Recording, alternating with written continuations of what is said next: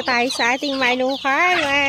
Sir and ma'am, magpapakain tayo ng ating mga manok. So yung aking po kasama nagpapakain ng babo.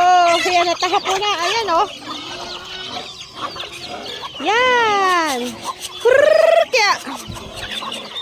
Kurkya. Kurkya.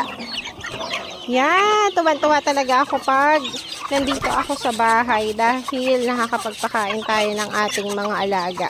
So, tuwing alas 5:30, ganito na sila. Maaga kami nagpapakain dahil aalis tayo.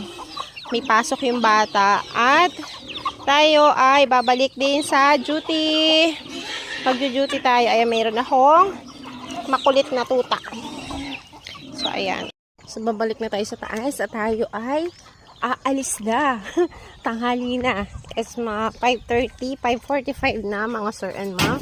Kaya kailangan na natin umalis. And doon tayo sa duty natin. Samahan niyo ako mag-prepare.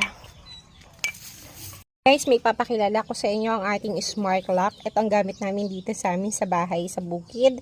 And, ayan o. Oh, asosyal, saan ka? Nabili ko lang ito dyan sa TikTok. So, kung interested ka, nandyan lang din yan sa yellow basket ko at nasa comment section. Ilalagay ko para makapag-check out ka. So, ito naman ay may kasamang manual para maturuan ka kung paano to ikakabit dito at kung paano ito magpa-function. Pero, syempre, nanood din kami sa internet kung paano yung mga tutorial. So, yun lang. Ayan, napakaganda nito, mga sir and mom. I-check out mo na rin to. Talagang nakakatuwa na may ganito tayong klaseng smart lock, smart doorknob. So, ayan. So, yun lang everyone. Thank you. Alis na tayo. Magdadrive na tayo. Pabalik ng ating duty. Duty na naman ng inyong Mendorenian Singket. Ingat kayo. God bless everyone. Keep praying.